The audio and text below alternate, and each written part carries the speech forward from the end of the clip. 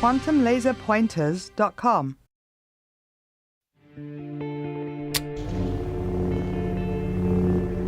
Quantum Laser Pointers brings you the infamous double-slit experiment right in the palm of your hand. In 1801, English physicist Thomas Young performed this experiment to determine if light was a particle or a wave. A laser shines a coherent beam of light through a film disc containing two parallel slits. Light striking the wall behind the slits produces a classic interference pattern. This surprising result means light passes through the parallel slits not as particles, but as waves.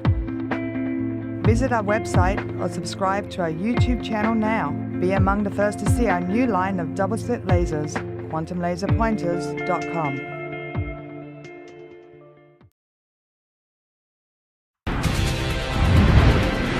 In the deep nothingness of space, the cosmic silence is broken. Space is actually kind of a noisy place.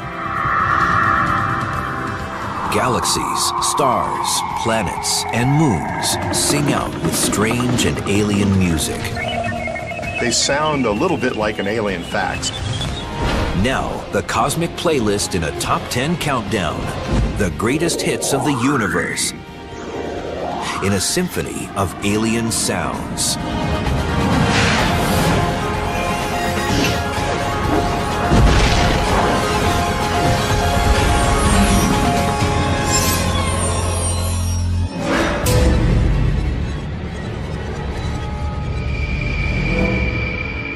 In space, no one can hear you scream. As the promo line for Ridley Scott's science fiction film Alien, it was designed to send chills down your spine. It's based on the unsettling idea that space is a vacuum and sounds, whether screams, shouts, or songs, can't travel in a vacuum. But is that really true? Well, it's kind of narrow to think that in space you can't hear anyone scream, because in fact, here on Earth, there are lots of sounds we can't hear. They're either too high a pitch or too low a pitch. Moreover, space isn't completely empty. And then finally, what's the definition of space? If I'm an astronaut on the surface of Mars and I have a spacesuit on, am I in space or am I not? Well, I would think I am. Okay, let's try right over here. Back on Earth, Bruce Betts of the Planetary Society in Pasadena, California, has given a lot of thought to Mars and the subject of sound. He's programmed his computer with what he calls the Marsinator to demonstrate what his voice would sound like in the cold carbon dioxide atmosphere of Mars, without those spacesuits. The atmosphere of Mars would actually change your voice so it sounded deeper. So let's go ahead and simulate that using the Marsinator. And I will record my voice, and then we will shift it to what it would sound like on Mars. This is what I'd sound like on Mars, although I'd be wishing I had some oxygen to breathe. Then I go ahead and process it, put it through the Marsinator, and then we play it back and see what it sounds like. This is how I would sound on Mars, although I'd be wishing I had some oxygen to breathe. Of course, if humans ever do make it to Mars, we will not hear their voices through the atmosphere. Instead, we'll get them via radio waves, the way many of our most important sounds already reach us. Yes. We're familiar with thinking of sound as something that comes through the air to us, just like we hear each other when we're talking. But in fact, a lot of the sounds that we hear are transmitted through electromagnetic signals. For example, your television actually transmits a television signal into sound that you can hear. Who's our first contestant tonight? Sound in the cosmos will never reach us directly across empty space. So radio, light, or other electromagnetic waves are the inevitable carriers, bringing us a universe we can hear in all its variety. Space is actually kind of a noisy place. It has many, many sources of noise that we are able to detect with special radio telescopes, for example. These alien sounds make up an incredible collection, the ultimate playlist. We've polled our expert panel of scientists, astronomers, and physicists to rank the top 10.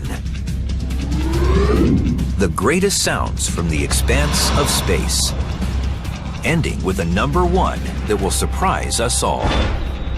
And now, the countdown starts.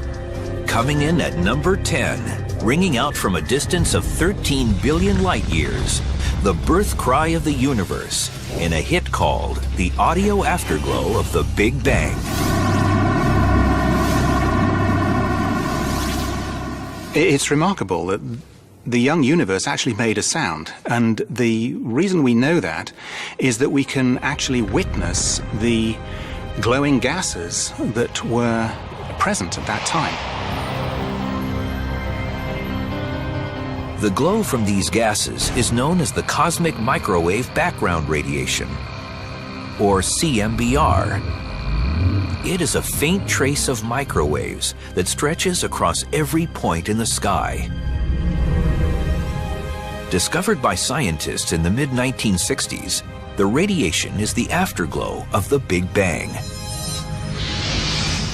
The famous blotchy satellite map of the CMBR represents the cosmos in its infancy, when it was only 380,000 years old. When we look at the CMBR map, we're essentially looking at a voice print of the early universe, because those tiny variations in color correspond to variations in temperature, and those correspond to variations in density and pressure. Well, pressure waves are just sound waves, so we're seeing little variations in pressure, little sound waves in the early universe. To understand the audio afterglow of the Big Bang, we need to know how the early universe varied its pressures to generate sound waves. To find out, astronomer Mark Whittle and organ builder Manuel Rosales visit the magnificent pipe organ at Claremont United Church of Christ in California.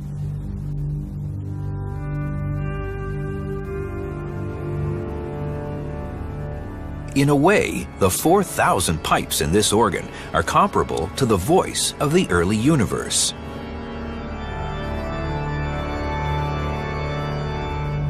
Manuel, the amazing thing about the early universe is that all its pipes were sounding together. And it'd be lovely if we could just try that with this organ. So do you think we could do that now, play all the notes at once? Yes. Let's pull out all the stops and try it. Ah, that's where that phrase comes from. Yes. Okay, let's go.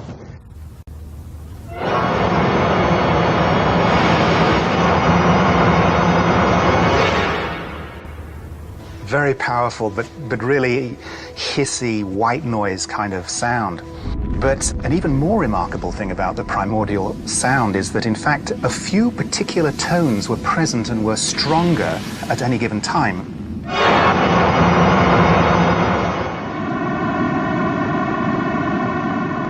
This is the opening note of hit number 10, the audio afterglow of the Big Bang. A computer sound analyzer reveals its strong tones as distinct columns on a color-coded graph.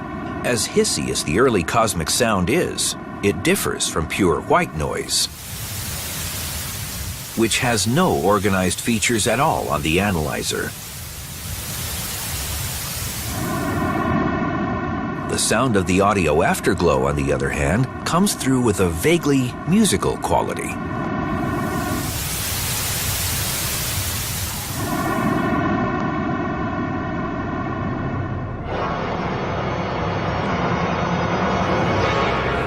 The pipes of this or any organ are made of wood and metal, but the pipes of the early universe were pits of dark matter, the mysterious substance whose existence is known only from its gravity. What drives the sound waves is gravity. So, for example, if there's a region of slightly higher density of dark matter, there's a gravitational force pulling in. Gas that's surrounding this region feels that pull and it falls in. But it's gas, so it also, as it falls in, it compresses. that compression acts like a spring, and so it pushes the gas back out. But then it overshoots until it falls back in again. And this is how the motion of the gas falls in, bounces out, falls in, bounces out. So we have an oscillating pressure wave, a sound wave. The cosmic background radiation, as important as it is just a still picture. Its imprint of sound has the effect of no more than one noisy, barely musical note. And even hearing that is a struggle. The pipe organ helps show us why. The sounds of the universe are way too low for us to hear. In fact, what's the lowest note that this organ plays? It is a pipe 32 feet long, and it can only be played with one's foot. Yeah, that's pretty deep. 32 feet were nothing compared to the cosmic organ pipes. They were between 20,000 and 400,000 light years across. Sorry, we don't have any pipes quite that long. No. The deep sound of the early universe is so low, we can hear it only after a massive shift upward.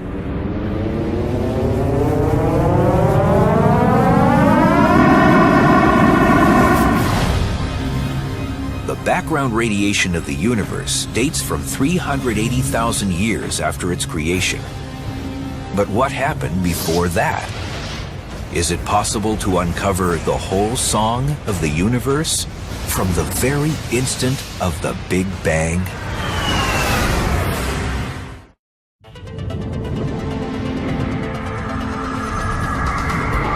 The cosmos is filled with a symphony of alien sounds, and we're counting down the top 10 of the universe's greatest hits.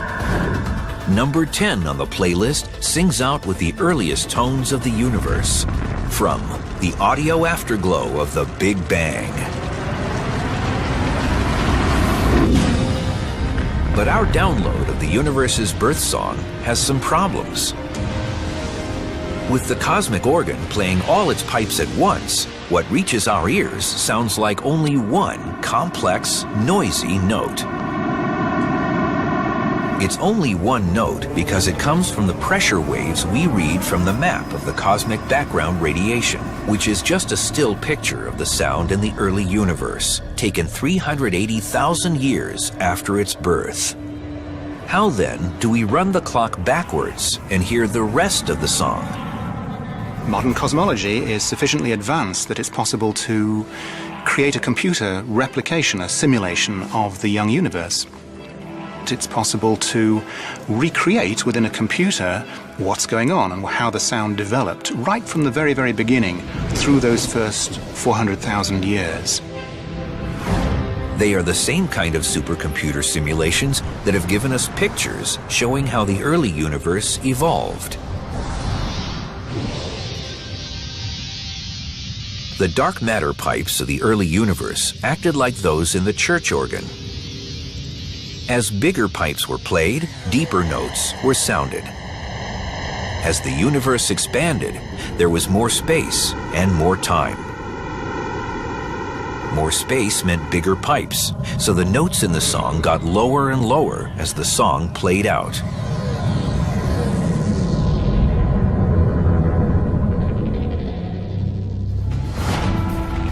Put it all together, and the first 400,000 years of the universe can be condensed down to just 10 seconds. A haunting primal scream.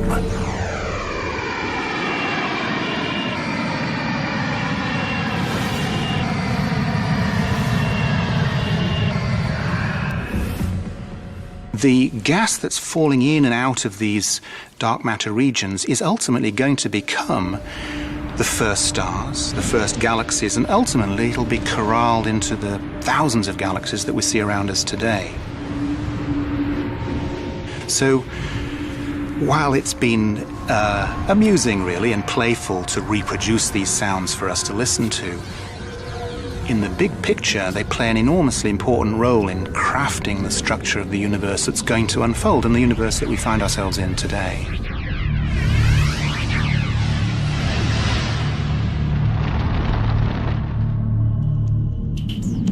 From the big band sound of the Big Bang, our countdown takes a step down in size to the modest 15 million light-year span of a galaxy cluster. Coming in at number 9 on our list of the universe's top 10 hits is The Deep Tone of Perseus.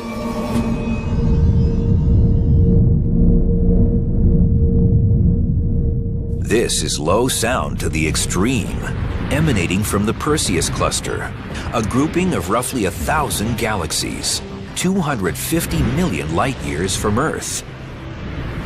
The central galaxy in this cluster of galaxies has a huge supermassive black hole at its center. The cluster's central galaxy is called Perseus A, and its supermassive black hole gives it what's called an active galactic nucleus, which shoots out energy in the form of gigantic jets, tearing into the surrounding space. For reasons which we don't fully understand, it seems to be coming out, the energy is being produced episodically, about every 10 million years or so. Those energy pulses are actually waves of pressure. And that's exactly what sound waves are.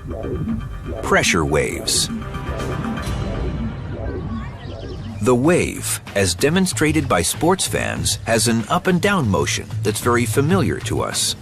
But these UC Berkeley students will switch gears and show us how a sound wave is different. Okay, everyone, lose the pom-poms.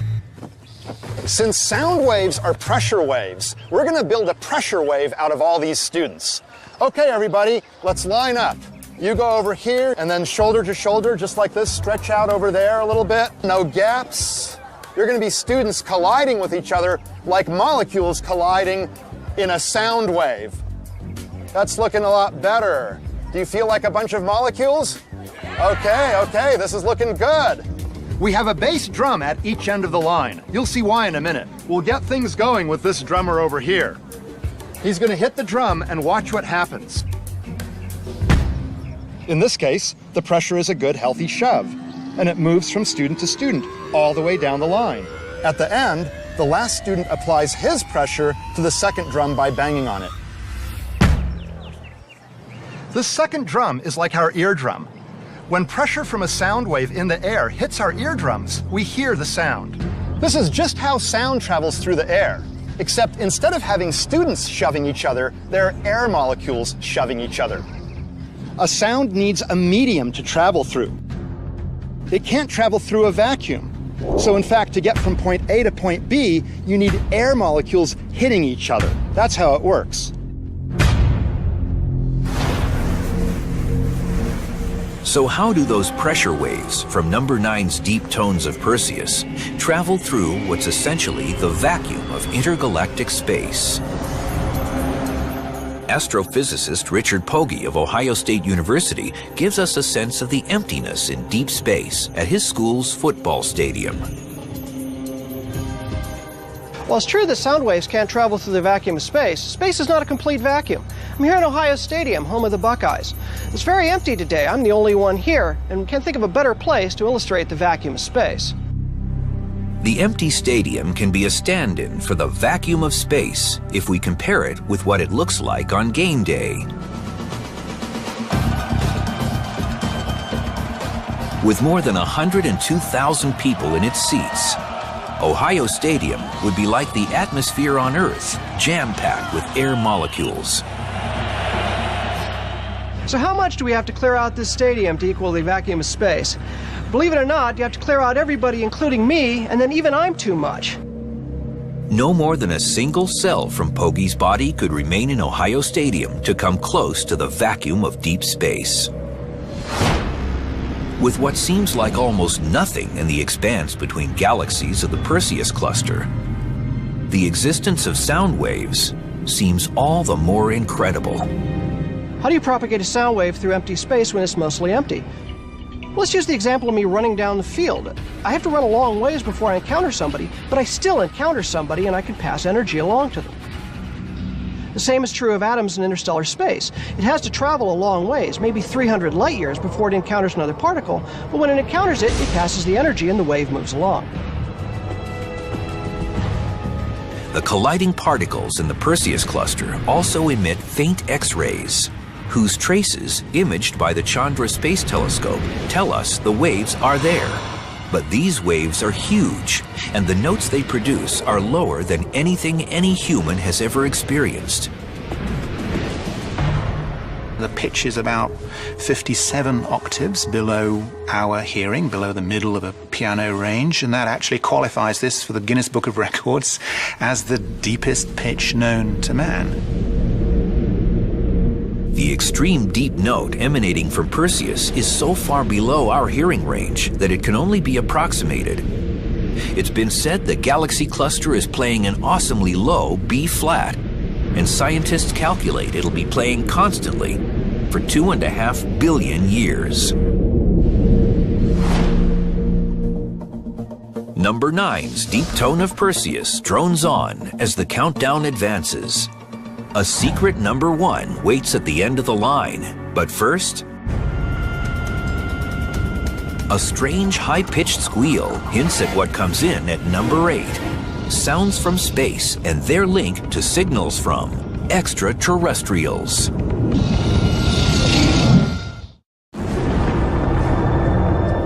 Starting with the Big Bang, we've been tracking the top 10 of the universe's greatest hits. The best of the alien sounds from space. Jumping to number 8 on the countdown, we find a sudden wide variety of different sounds. Clicks, whines, and screeches, all coming from strange stars singing out from everywhere we look in the galaxy. They're cosmic squeals with a rhythm section in the beat of the pulsars.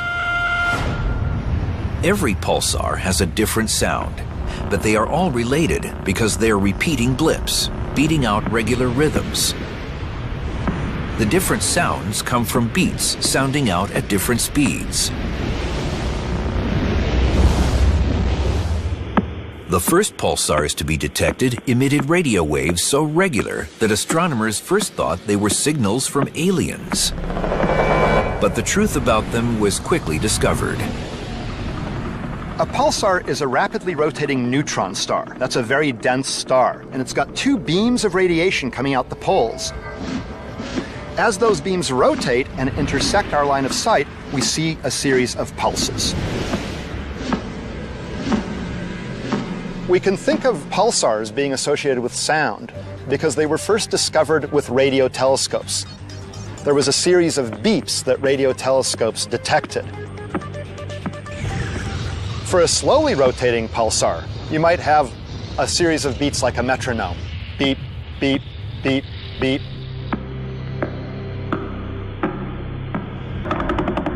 Or you might hear a beep, beep, beep, beep, beep, beep, beep, beep.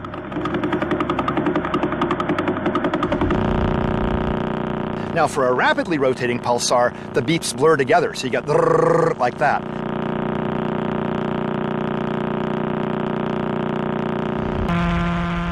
And for a very rapidly rotating pulsar, it's just a continuous sound that registers like a note in your ears.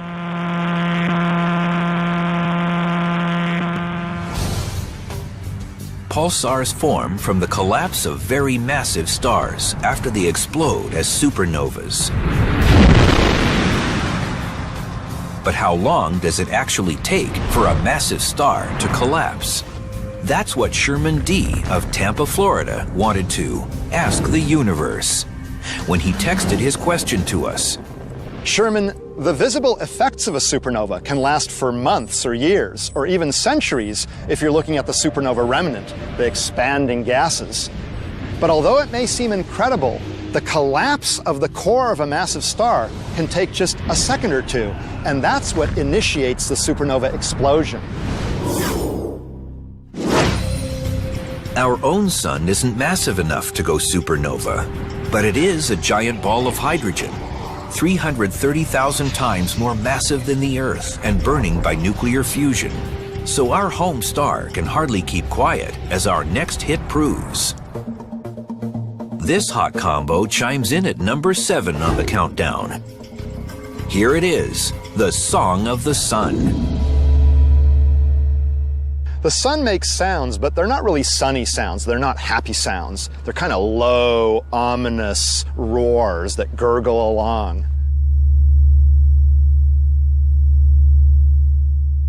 The sun makes sounds because there are a bunch of gases going up and down through a process called convection. So they're sending pressure waves through the ball of gas that is the sun, and it kind of rings like a bell.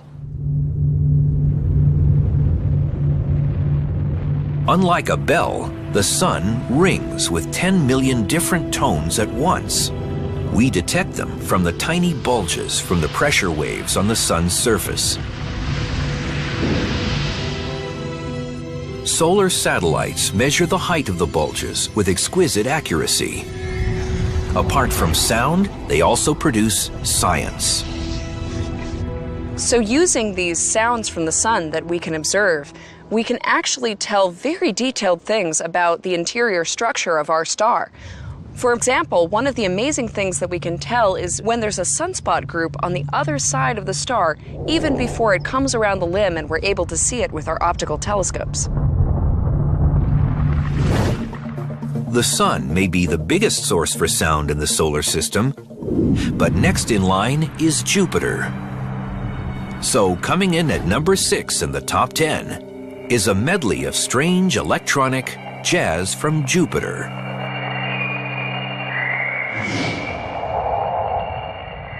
Jazz from Jupiter comes to us courtesy of the 2 legendary Voyager spacecraft, now on their epic journey to the edge of the solar system. The 2 Voyager spacecraft are headed for interstellar space. They're on the very outer edges of the bubble the sun creates around itself. Today, Voyager 1 is 118 times as far from the sun as the Earth is, almost 4 times as far from the sun as Neptune is. Project scientist Ed Stone has been heading the Voyager mission since its 2 spacecraft made their grand tour of the outer planets beginning in 1979. On their approach to Jupiter, the first thing each one encountered was the giant planet's bow shock, producing a wind-like sound from the electronic data.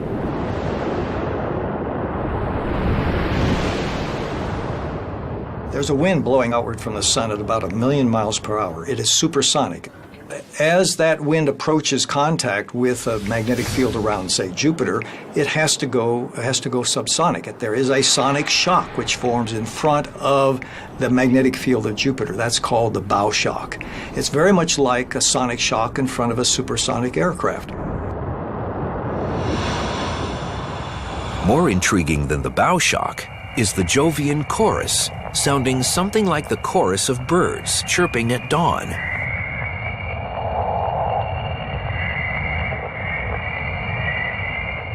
Both it and the bow shock come from radio waves generated by fast-moving charged particles within the bubble of Jupiter's magnetic field.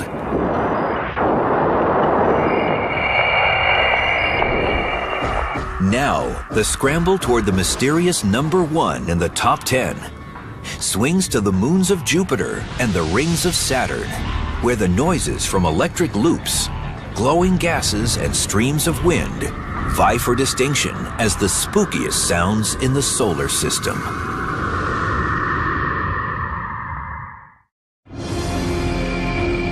The top 10 countdown in the alien sounds of the universe has reached Jupiter, sending out its own brand of space music. But the next hit is no solo. Jupiter has a backup group. They're the Jovian moons circling the giant planet. And now they have their own album. It places at number 5 in the top 10, and the tune is called Moons Over Jupiter. The lead singer is the moon Ganymede, recorded by the Galileo spacecraft, arriving at Jupiter in late 1995. The sounds that Galileo sent back from Jupiter's moon Ganymede, by the way, the largest moon in the solar system, are very intriguing. They sound a little bit like an alien fax.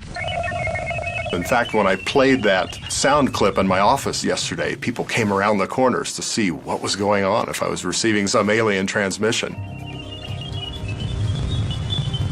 As with Voyager, Galileo's sounds came from ionized gas, or plasma. Atoms in a plasma are split apart into negative electrons and positive atomic nuclei. In other words, charged particles. Two slender antennas on the spacecraft's plasma wave instrument picked up the radio waves that the charged particles produced as they were set in motion by a magnetic field. These sounds that we hear from Ganymede are the evidence that Ganymede actually has a magnetic field. And you cannot find that information without using the plasma wave instrument, as we did on Galileo.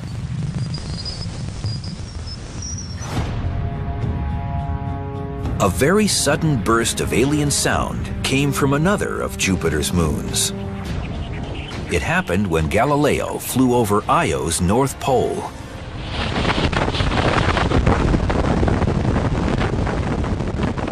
My favorite moon in the solar system is Jupiter's moon Io. It looks a lot like a pizza. This is the most volcanically active moon in the entire solar system, 10 or 100 times more volcanically active than the Earth. It literally spews tons of material into space every second, sulfur and oxygen atoms. These get ionized in Jupiter's magnetic field and actually connect back to Jupiter, to the north and south poles, making a donut. The donut is called the Io flux tube, and the charged particles carry a monster electric current between Jupiter and its volcanic moon. As Galileo flew through it, the sound ended as abruptly as it started.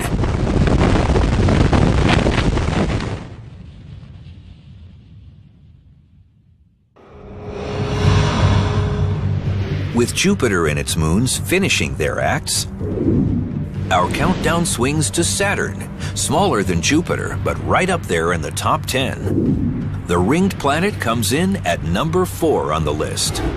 Listen up for the surreal sounds of Saturn. They come to us from the Cassini spacecraft, which has been delivering mind-blowing pictures and data since its arrival at the ringed planet in 2004. As on Voyager and Galileo, Cassini's plasma wave instrument is our proxy for human ears in space. The eerie and bizarre sounds we hear from Cassini's radio and plasma wave instrument make me think of Halloween. They're due to the aurora on Saturn, very similar to Earth's aurora. Your ears could never pick up these frequencies, but we move them into a range. And when we do, we were surprised to see how eerie and scary they actually were.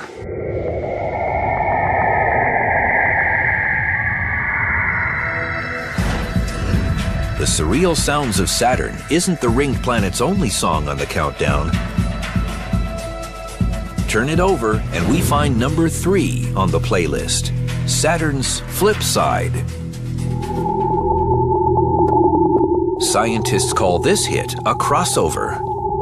This crossover has nothing to do with mixing musical styles, but describes radio waves from Saturn's northern and southern hemispheres as they actually crisscross in frequency over a period of time. We saw something really strange in our radio data, in our plasma wave data, a couple of crossing frequencies that apparently suggested that the northern and southern hemispheres were rotating at different rates. That's very unfamiliar to us on a solid Earth, where the Earth rotates at one rate. It actually turns out we don't think Saturn's rotating at different rates. We think that high-altitude zonal winds are tricking us and making us think that there's different rotation in the northern and southern hemisphere, but it's probably not the case. Similar waves following the lines of Saturn's magnetic field revealed a surprise about the ringed planet. One of the most bizarre things that Cassini found was apparently the Saturn day was about 6 minutes longer than it was back in the days of Voyager, mere decades earlier. The determination of the length of Saturn's day is actually not possible by watching the clouds rotate around the planet. We have to use these radio emissions, the sounds of space, to see what the deep interior is doing. And that's where we found this mystery. It's virtually impossible to slow down a planet the size of Saturn that much in such a short time. So scientists now realize the radio emissions probably don't give an accurate picture.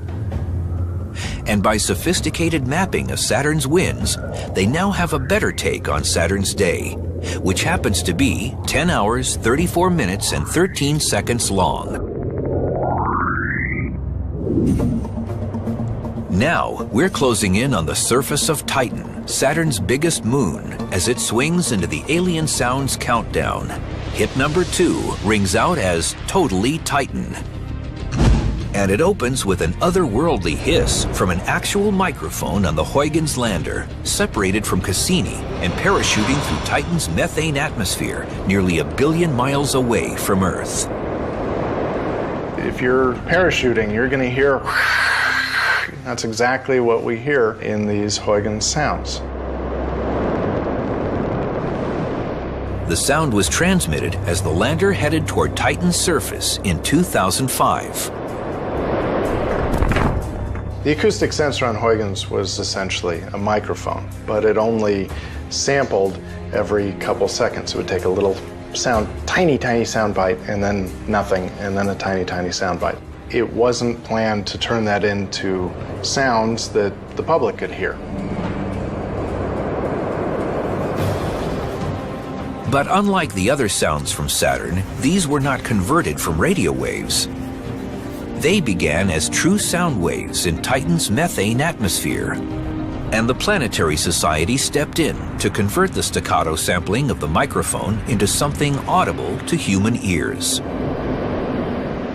In the end, what you hear is mostly wind noise as the parachute's descending through the atmosphere, and then things get much quieter on the surface. It goes from to suddenly being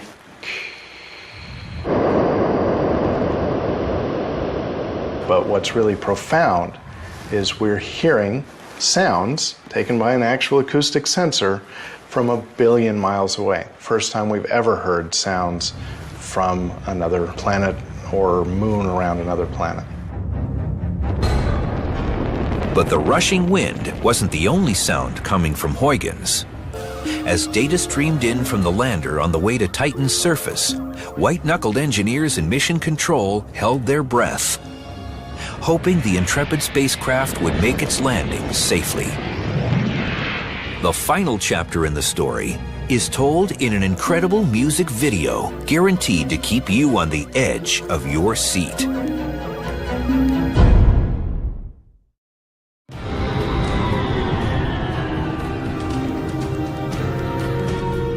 We've been counting down the top 10 alien sounds of the universe, and we've almost reached number 1.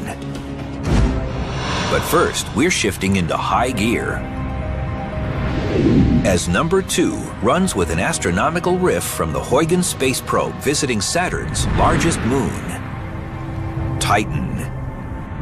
It's the only alien sound that comes with its own music video. Look and listen. Cut 2 on number 2. It's Totally Titan. Here we have what's called the Bells and Whistles movie from Cassini-Huygens, and it's showing the descent. And it's a great example of using sound to convey all sorts of different kinds of data. Just as a Geiger counter announces radioactivity using audible clicks, the instruments on the Huygens lander were given their own sounds to register the measurements they were taking.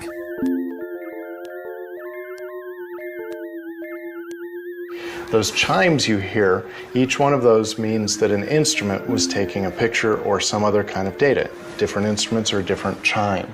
We also are hearing a kind of a hum in the background that's the signal strength to the Cassini spacecraft. We've got a ticking that occurs that has to do with the spinning and rotation of the spacecraft. Every time it rotates once, they have the tick. Though it's just an assembly of pure scientific information, the video seems to preserve what must have been those last moments of high tension. When the scientists in mission control wondered, will the tiny spacecraft land safely, or will it crash? So here we go, and almost down. And then we're landed.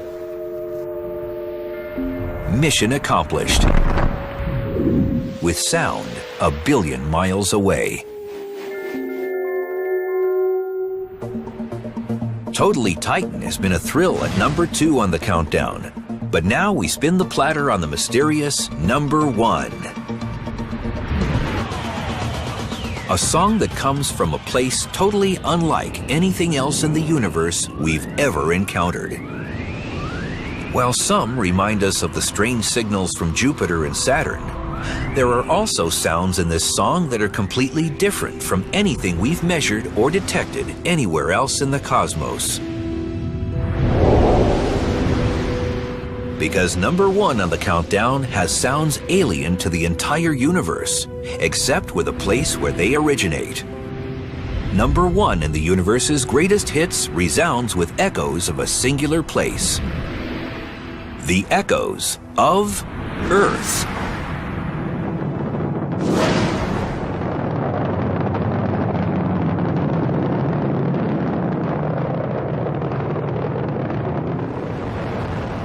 Here on Earth, we're used to thinking of the alien sounds as being everything that comes from beyond our planet. And that might be examples of plasma waves and pressure moving through astrophysical media or objects. But really, if you think about observing our Earth from afar, the aliens are us. And our sounds are unique because they come from living organisms, whether it be human language or bird songs.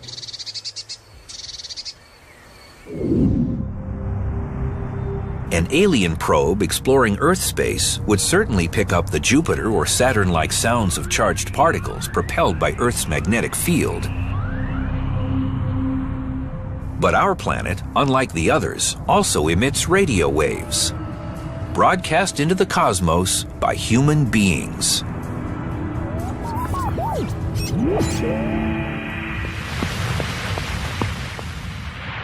Good evening. This is Professor Reginald A. Fessenden, speaking to you from Brant Rock, Massachusetts. In 1906, at Brant Rock, Massachusetts, Reginald Fessenden made the first radio broadcast of speech and music. Fessenden was the inventor of AM radio, transmitting his first signals on Christmas Eve. It was picked up by sailors hundreds of miles out at sea, and has been traveling through space ever since. Ever since the beginning of radio, we've really been broadcasting out into space. And we've been sending out these signals in the hopes that somebody will intercept them. Of course, space is a very large place, and therefore it's hard to know who would have gotten them and when. But there they are, on their way out to who knows where.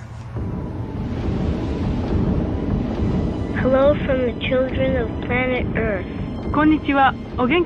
Earthly sounds are also traveling through space, not by radio, but aboard the 2 Voyager space probes, on a slow but steady course to the stars. Bonjour tout le monde. One of the examples of how important sound is to us here on Earth is that when we launched Voyager, we actually included a golden record of sounds from our Earth. And this was to represent not only human sound, but also sounds of the many creatures that live here on Earth with us. So it's really a sound fingerprint of life on our planet.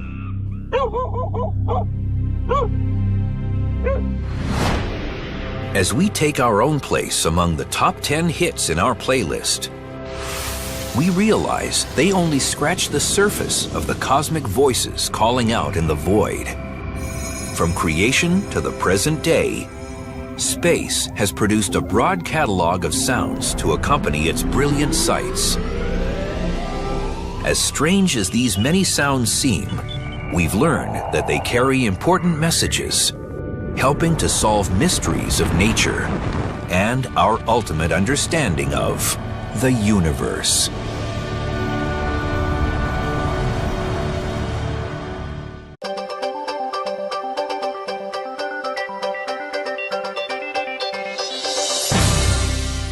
quantumlaserpointers.com.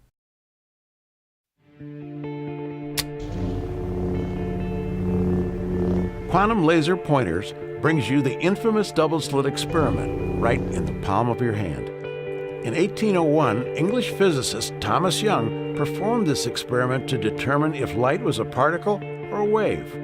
A laser shines a coherent beam of light through a film disc containing two parallel slits. Light striking the wall behind the slits produces a classic interference pattern. This surprising result means light passes through the parallel slits not as particles, but as waves. Visit our website or subscribe to our YouTube channel now. Be among the first to see our new line of double-slit lasers, quantumlaserpointers.com.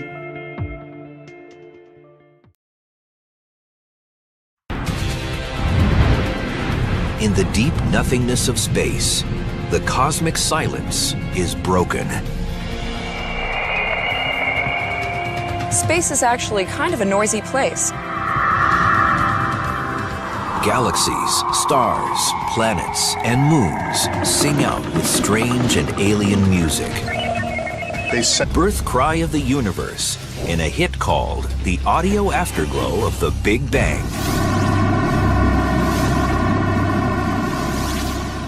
It's remarkable that the young universe actually made a sound, and the reason we know that is that we can actually witness the glowing gases that were present at that time.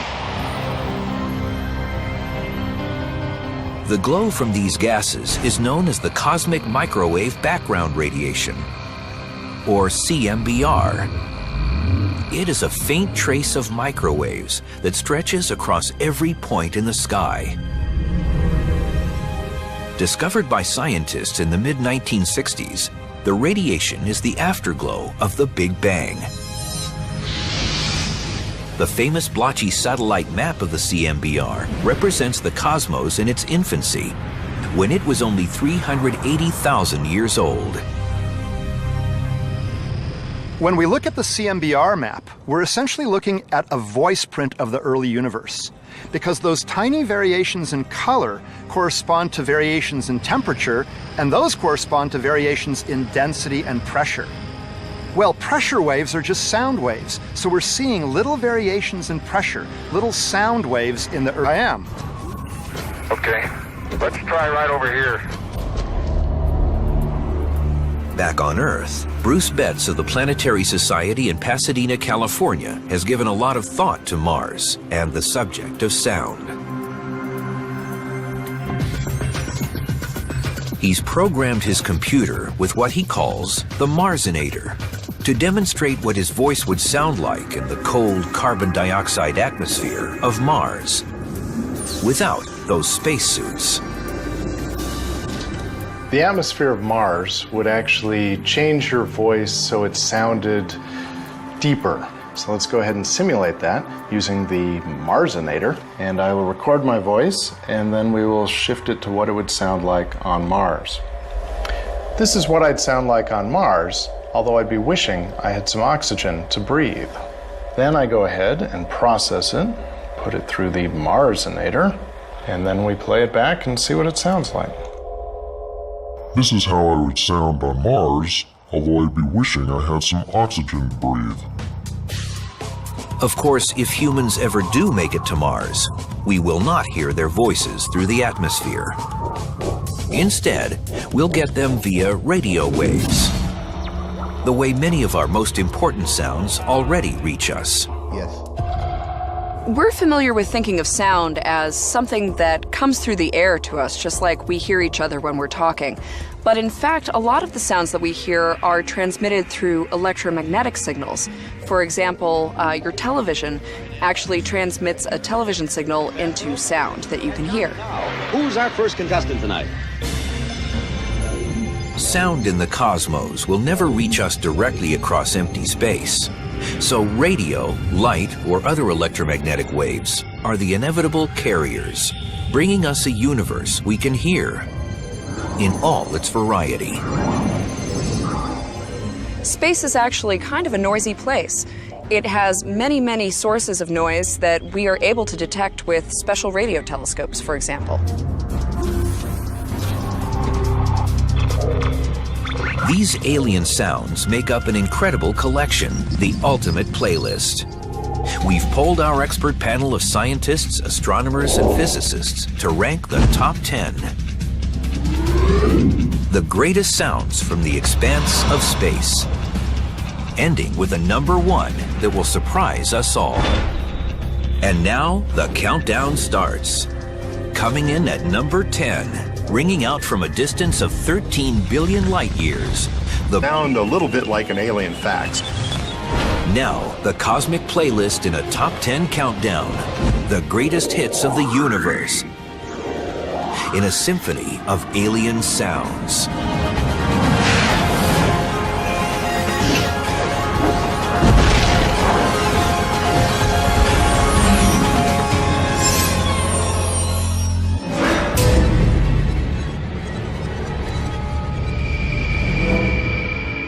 In space, no one can hear you scream.